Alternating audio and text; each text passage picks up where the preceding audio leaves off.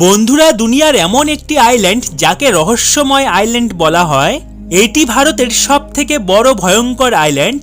এই আইল্যান্ডে যে একবার যায় সে আর কোনোদিনও ফিরে আসে না। এই আইল্যান্ড পুরো বিশ্বের কাছে রহস্য দিয়ে ভরা। এই আইল্যান্ডকে দুনিয়ার সবথেকে ভয়ঙ্কর জায়গাগুলোর মধ্যে এক মানা হয়।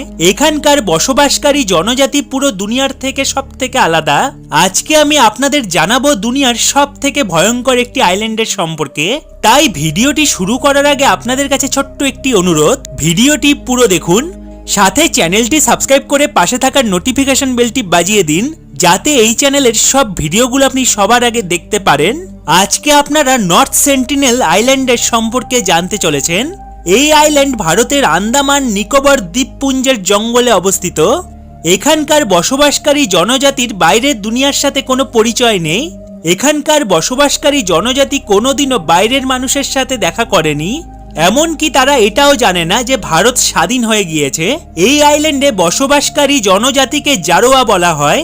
জারোয়া জাতিগোষ্ঠী হলো ভারতীয় আদিবাসীদের মধ্যে এক গোষ্ঠীয় আদিবাসী, যাদের বসবাস শুধুমাত্র আন্দামান দ্বীপপুঞ্জে। তাদের বর্তমান সংখ্যা আনুমানিক 250 থেকে 400-র মধ্যে। এই মানুষেরা কিছুই বোঝে না, এমনকি পয়সা কি তাও তারা জানে না। এই জাতিগোষ্ঠী শুধুমাত্র নিজের শ্রেণীর জাতিগোষ্ঠীর সাথেই বসবাস করতে পারে। এমনকি যদি কোনো সাধারণ আমাদের মতন মানুষ তাদের এলাকায় প্রবেশ করে, তাহলে এই জাতিগোষ্ঠী তাদের মেরে ফেলে। বাইরের দেশের মানুষকে তারা সহ্য করতে পারে না। এই জনজাতি দেখতে খুবই ভয়ঙ্কর। এই জনজাতি শুধুমাত্র শিকারের ওপরেই বেঁচে আছে। এই জনজাতি মনে করেন চাষ করলে এখানকার জঙ্গল শেষ হয়ে যাবে, তাই তারা কোনোদিনও চাষ করে না। খাওয়ারের জন্য তারা সবসময় শিকার আর গাছের ফলের ওপরই নির্ভরশীল। এই জনজাতি শিকারের জন্য তীর আর পাথরের ব্যবহার করে। এদের হাতিয়ার খুবই ভয়ঙ্কর আর আক্রমণহীন হয়। এই জনজাতির সামনে যদি কোনো পশু চলে আসে, তাহলে সেটা তাদের খাওয়ারে পরিণত হয়। এই জনজাতি পোশাক পরা একদমই পছন্দ করে না, তাই তারা পোশাক না পরেই থাকে। আবার কোনো সময় তারা পাতা দিয়েও পোশাক বানিয়ে পরে। আর এই জনজাতি যদি কোনো পোশাক পরা মানুষকে দেখে, তাহলে এরা খুব রেগে যায়, তার উপর হামলা করে দেয়। এই জনজাতির পক্ষে কোনোদিনও বাইরের মানুষের সঙ্গে মেলামেশা করা একদমই অসম্ভব। যদি বাইরের কোনো মানুষ এদের সাথে দেখা করতে আসে, তাহলে তার জীবন চলে যায়। সরকার অনেক চেষ্টা করেছে এই মানুষদের সাথে কথা বলতে, কিন্তু যেই ব্যক্তি এই আইল্যান্ডে একবার যায়, এই জনজাতি তাদের ওপর ভয়ঙ্করভাবে হামলা করে দেয়। যদি কোনো বিমানকে এই আইল্যান্ডের ওপর দিয়ে উড়তে দেখা যায়, তাহলে এই জনজাতি তীর আর কামান দিয়ে হামলা করে দেয়। একবার কয়েকজন জেলে ভুল করে এই আইল্যান্ডে মাছ ধরতে চলে আসে। তারপর যখন নর্থ সেন্টিনেল আইল্যান্ডের জনজাতি এই জেলেদের দেখে ফেলে, সাথে সাথে তীর দিয়ে সব জেলেকে মেরে ফেলে। তারপর থেকে সরকার এই আইল্যান্ডে মানুষের যাওয়া নিষিদ্ধ করেছে। এই আইল্যান্ডে যাওয়ার কারোর অনুমতি নেই। বন্ধুরা, একবার আমেরিকার এক ব্যক্তি জন অ্যালেন চাও এই আইল্যান্ডে ঘোরার জন্য চলে আসে। তিনি এই আইল্যান্ডের সম্পর্কে জানতো না। তারপর যখন জন অ্যালেন চাও এই জনজাতির সামনে মুখোমুখি হয়, তখন এই জনজাতি জন অ্যালেন চাও এর যা হাল করেছিল, যা দেখে পুরো দুনিয়া চমকে গিয়েছিল। বন্ধুরা, এই জনজাতি জন অ্যালেন চাওকে তীর কামান দিয়ে ভয়ঙ্করভাবে মেরে ফেলেছিল। আর দুদিন পর তার মৃতদেহ সমুদ্রে পাওয়া গিয়েছিল। বড় বড় বিশেষজ্ঞরা বলেন এই আইল্যান্ডে বসবাসকারী জনজাতি বাইরের দুনিয়ার সাথে কোনো লেনা দেনা নেই। তারা পোশাক পরা মানুষকে দেখলে খুব রেগে যায়, তাই তারা রেগে গিয়ে তাদের জীবন নিয়ে নেয়। এই আইল্যান্ডের সম্পর্কে জুড়ে আরেকটি ইন্টারেস্টিং ঘটনা রয়েছে। এই ঘটনার জন্যই হয়তো এই আইল্যান্ডের মানুষ বাইরের দুনিয়ার মানুষের সাথে দেখা করতে চায় না।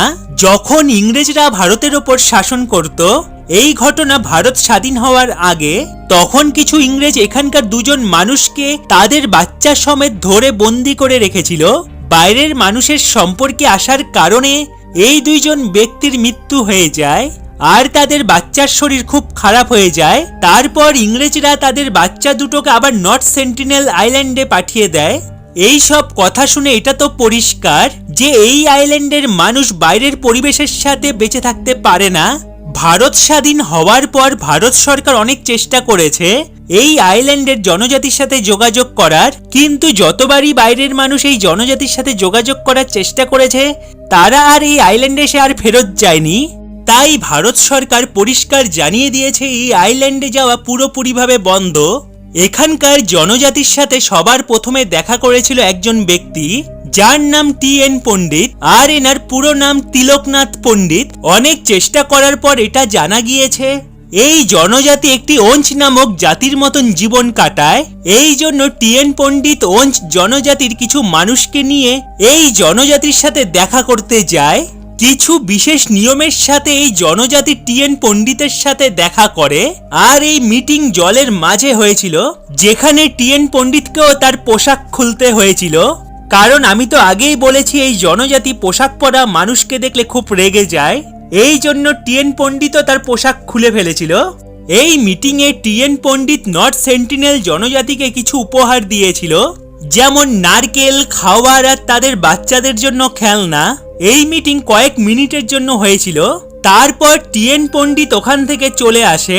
সমুদ্রের ওই পারে যাওয়ার পর এই জনজাতি টি.এন. পণ্ডিতের ওপর তীর দিয়ে আক্রমণ করা শুরু করে দেয়, কিন্তু টি.এন. পণ্ডিত বেঁচে যায়।